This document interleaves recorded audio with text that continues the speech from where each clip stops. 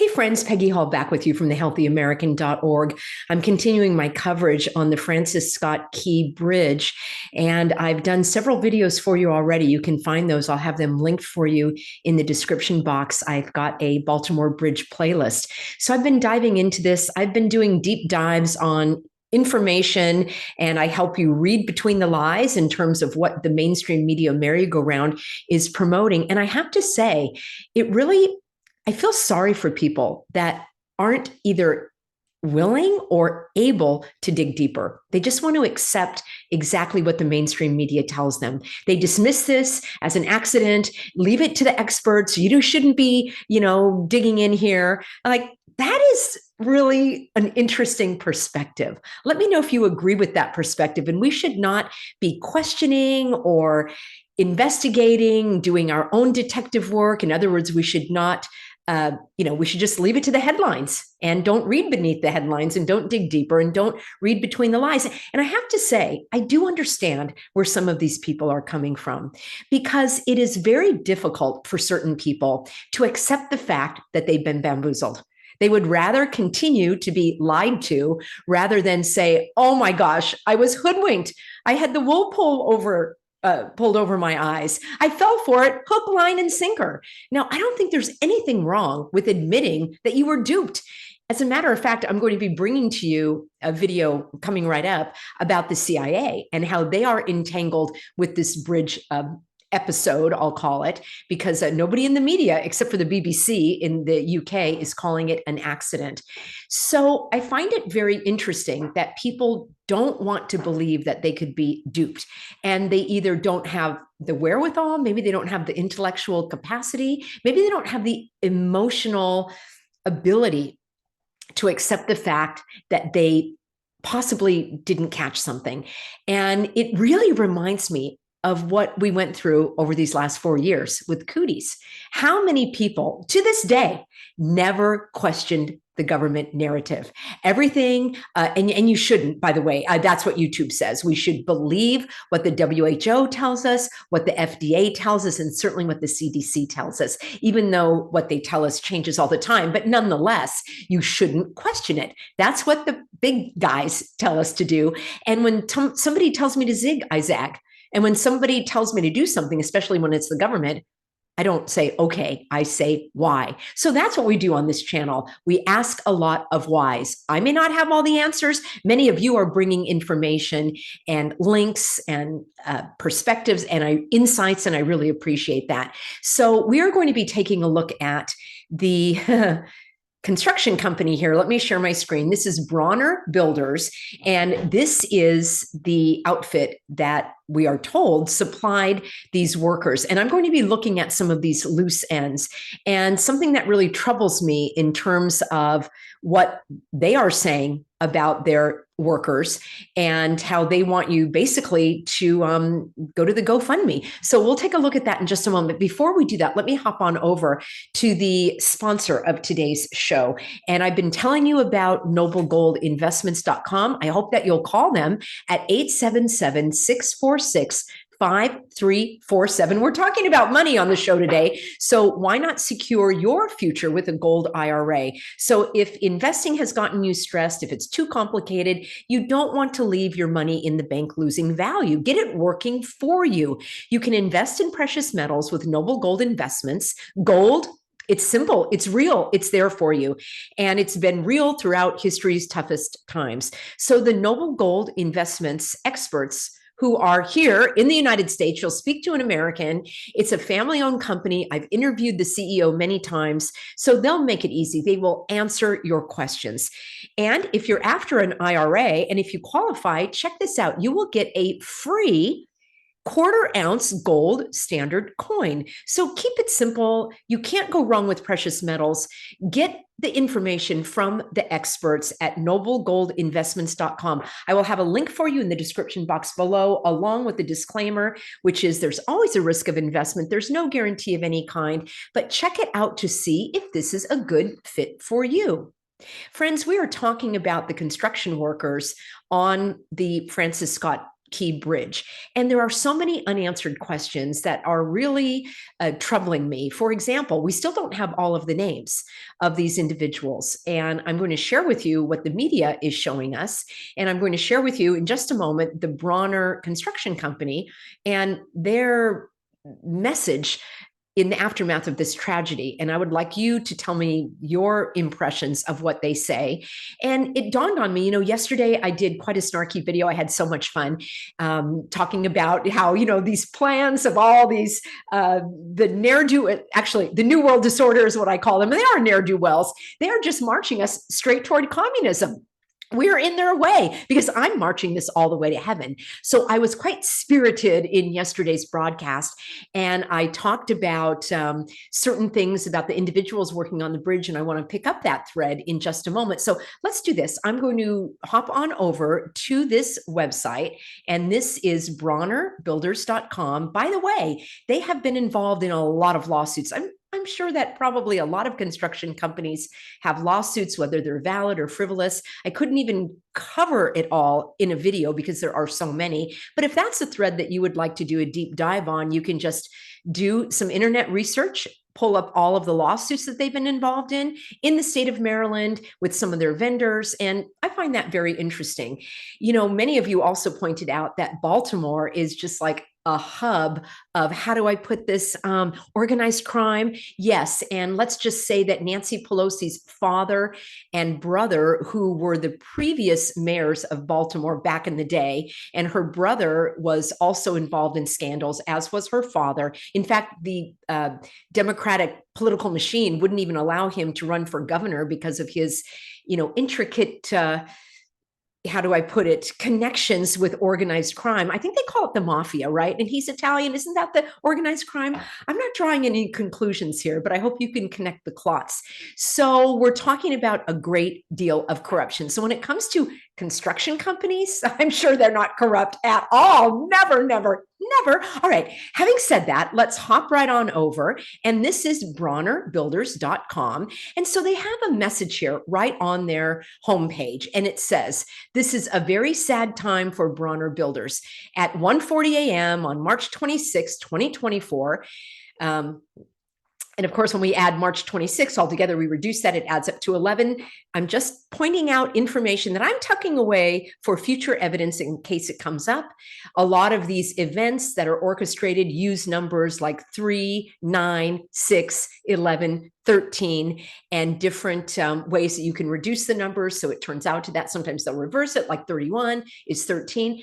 Pointing it out because we want to gather all of the information and evidence that we can piece together. That's what detectives do. They don't just show up and say, yeah, that was an accident. Yeah, that was a murder. Yeah, no, they gather evidence. Evidence can prove the facts. All right, let's continue. A massive container ship struck the Key Bridge in Baltimore Harbor, causing its sudden collapse. Notice they're not going to say accident. A Bronner Builders work crew was doing bridge maintenance work on the surface of the bridge at that time. I, Jack Murphy, the owner of Bronner Builders, and other senior personnel have met with each and every family of our very valued and loved employees who have perished in this tragedy. Okay, they haven't named any of them at all.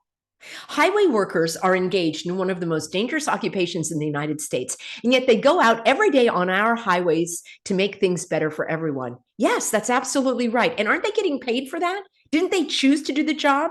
You're not running a slave plantation, are you, Jack Murphy? I don't think so. They agreed to do that work, and I would imagine they're well paid by your company. Or would I be off base here? He goes on to say, safety has always been a prime consideration for our workers, and we have always taken every step necessary to provide safety for our workers in this dangerous occupation. Typically, this includes what you're familiar with: cones, lights, signs, lights, and barriers, and everything you see on the highway to protect our workers as they do their jobs. Unfortunately, this tragic event was completely unforeseen and was not something that we could imagine would happen. Our company is in mourning over the loss of these fine people. They're so fine that we're not even going to mention their names. But of course, our sense of loss cannot in any way compare to what their families are feeling. As to the one individual who was hospitalized, again, no name, no hospital. We pray for a full recovery. For those who have perished in this tragedy, our prayers are with them and their families. If you would like to support the families of the 6 workers who passed away, please click here to access the GoFundMe. Am I the only one who finds this strange? Now, they set a goal of $300,000. As of today, I'm filming April 3rd, 2024. They've got $69,000, $69,533. And here we go. I don't know, we can analyze all the numbers here as well. Bronner Builders, Inc. is organizing this fundraiser on behalf of GoFundMe. And it says 100% of these funds will go to these families. We will identify the verified families to receive the funds raised, and they have teamed up with GoFundMe.org to accept tax-deductible donations into this fund and distribute the grants. So they also added an update. Maybe they're watching my videos because I pointed out how strange it was that Bronner Builders is asking you to foot the bill for these individuals. And apparently this GoFundMe is not going very well. This was created several days ago. So here we are, the first update, March 28th, 2024. Thank you for all of your donations and support. We would like to clarify that we have established this account as an avenue for others outside of Bronner Builders who also wish to provide financial support to these families. Bronner Builders is making every effort to support our families, and we have decided that our most effective and more immediate way to provide support is to continue to engage with the families directly to provide not only financial, but also emotional support and counseling, and we'll continue to do so as we all work through this. Thank you again for your support. All right, let's talk about the strange things going on here. And sincerely, if anyone was harmed in this incident, my heart and prayers go out to them and their family, all of those that were affected. But when I start to look at the evidence, it's very strange. No names of any individuals on the website. Now, think back to a time, perhaps you were working for a company, someone passed away, and there was a nice write-up about the person, their pictures, a little bit about them, what they contributed to the company. Don't you find it strange that the names of the individuals that they're asking you to donate toward, there aren't even the names of the individuals there? I find that very, very strange. It's information that is missing, and it troubles me. Now, what if I'm just saying, we don't have any images of individuals on that bridge. All of this is just, I guess, given to us by faith. There is no evidence of anyone being on that bridge. There were no radio communications with anyone on the bridge. So if I were arguing this in court, I would want to know how they can prove that individuals were on the bridge. How do we know that they hadn't driven away? How do we know that there's not more to the story? Maybe there was some type of scenario where they were told to go somewhere else. Or maybe these individuals might be, how do I put it? AI. Isn't that the phrase they're using these days? I call it CGI. We don't have any evidence, hard evidence to prove that they were there. Further, if the emergency responders were able to clear the bridge of all traffic, how is it that they were not able to get to the construction crew? Now, I've never worked construction. I imagine, just as Bronner said, it's probably a dangerous job when you're on the highways like that. So don't they have some kind of like two-way radio? Aren't they tuned in to like, I don't know, emergency reports? Isn't there some way that they could have been notified to leave the bridge? We are told that 2 of the individuals were in a red truck that was recovered after this incident. So let's do this. I want to share with you the information that I have so far on these individuals that we are told were victims in this accident. I'm calling it an accident. I guess I should call it an incident. All right, I'm referencing an article that was published by CBS, and this is 2 days ago. It says 6 workers missing after the Francis Scott Bridge collapsed early Tuesday morning are presumed to be dead, the U.S. Coast Guard announced. The search for the 6 became a recovery effort Tuesday evening. 2 of the bodies were recovered from the site of the collapse in a red pickup truck Wednesday morning. So that would have been a week ago. State police said the search has moved to a salvage effort because officials believe the 4 missing are still in vehicles encased in the bridge debris. All right, so what we have, it says, who were the bridge collapse victims? The men were working for Bronner Builders, filling potholes on the center span of the bridge at the time of the collapse. Now, it is possible, isn't it, that if we accept the premise that there were individuals working on the bridge, and some of you, not me, I have not put forth this narrative, that somehow there were some kind of fireworks that went off. I'm using that phrase to not trip the algorithm here. Perhaps they were doing something else on that bridge. Do you think they were sacrificed as a part of this? One of the missing workers, we're told here by CBS, was from El Salvador, and he was identified as Miguel Luna. All right, Luna, translating to moon. He is a husband, a father of 3, and he has called Maryland his home for over 19 years. Now, my understanding, as I read between the lines here, is that these were all illegal immigrants. And that's probably why, if these indeed are the facts, that they don't want to say the names, because they don't want to be tracked down by immigration. Because, you know, our immigration services in this country, it's just like airtight. You could never get into this country illegally, or certainly live here or earn money. I mean, that would never happen. So of course they would be worried that these individuals and their families might be tracked down by immigration. But what I want to tell you is this information from CBS. Let me show you the pictures that they have. Yeah, it's kind of interesting. So let me share my screen. This is from CBS. So of course we get crystal clear pictures of these individuals. Now, Alejandro, we don't get an image of, and Miguel Luna, Maynor Suazo. Interesting, his name is Minor. So we've got Maynor and Minor, and we've got Dorlian, who was also referred to as Dorian in other media accounts. That's one of the ways they do it, is they confuse us with the spelling of the names. And now, if I were going to say that these were computer generated names, it would be interesting that Maynor and Minor, maybe these are common names. Also, Maynor Suazo apparently is a famous footballer, soccer player. I find this interesting when they use names that are similar to others in the media. So Maynor Suazo, maybe he was named after him. This is a Honduran soccer player. So I thought that was interesting when I did a search for this individual, and perhaps, just perhaps, they want to use a famous name so that when you're searching, you can't get much on the other person. That information is sort of buried. So going back to what the CBS report says, the individuals who were missing, we had 5 of the names. The 6th victim, a man named Carlos, his full name has not been released, and he was from Mexico. So wouldn't it be interesting? I just want to finish out this broadcast by saying, wouldn't it be interesting if these individuals who I am going to draw a conclusion.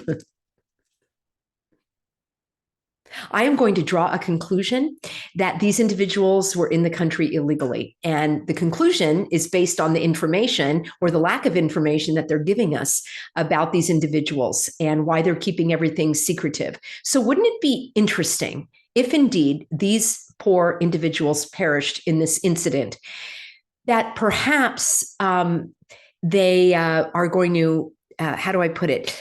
Disappear, or maybe they already disappeared, and maybe they're going to get money from this GoFundMe account to restart their lives in their own home countries, or maybe they're going to stay in this country and their families are going to get the money and they're going to get the money. Now, you may say, there you go again, Peggy, you have such a vivid imagination.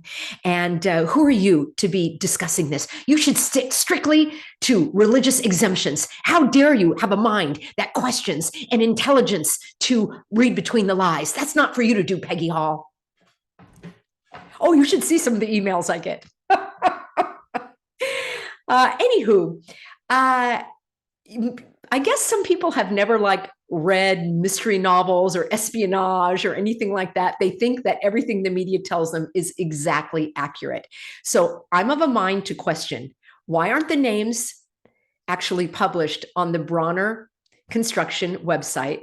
Why are they sending us over to a GoFundMe with no information, no names of the individuals, nothing about their families? And why has the media been so tight-lipped about these individuals? Something just doesn't add up. Plenty of people will do things for money, or if they're being blackmailed, or if they actually believe in what they're doing. I can extrapolate that to think of all of the individuals that actually injected people with the cocktail. They believed in what they were doing. I hope they can sleep at night knowing all of the harms that they caused. Think about those that are behind the spraying in the skies. They actually believe, some of them believe in what they're doing. They think it's good for the environment. And others are just motivated by money. Or maybe they're just dim-witted and they can't think through all of their actions. All of those are options. But I don't accept what the mainstream media is peddling. And that's why I'm using this incident as an activity, as an exercise in developing our critical thinking skills, asking questions like who, what, where, when, why, how. There's so much about this story that doesn't add up. And I will give you a little bit of a thread that I'm going to pick up in a video later this week. And that is the fact that in the state of Maryland, they were gutting the budget for bridges. You heard me right. Their transportation budget was just going to be slashed dramatically. And people were scurrying about trying to figure out how are they going to bridge the gap between what they need and how much has been allotted for major transportation, including bridges. Well, isn't it interesting that now federal government to the rescue? Brandon, just like his namesake, Brandon Key, the mayor of Baltimore, don't you think that's interesting? Key, like the Francis Scott Key Bridge. And Brandon shares the same name of the guy in the White House. He's going to come to the rescue with all of the billions of dollars in federal aid for Maryland. Now, last I checked, each state is sovereign and should take care of their own bills. But in this case, it probably is going to be renamed the Joseph Bidenette Baltimore Build Back Better Bridge. I think that's a perfect name for it. What say you?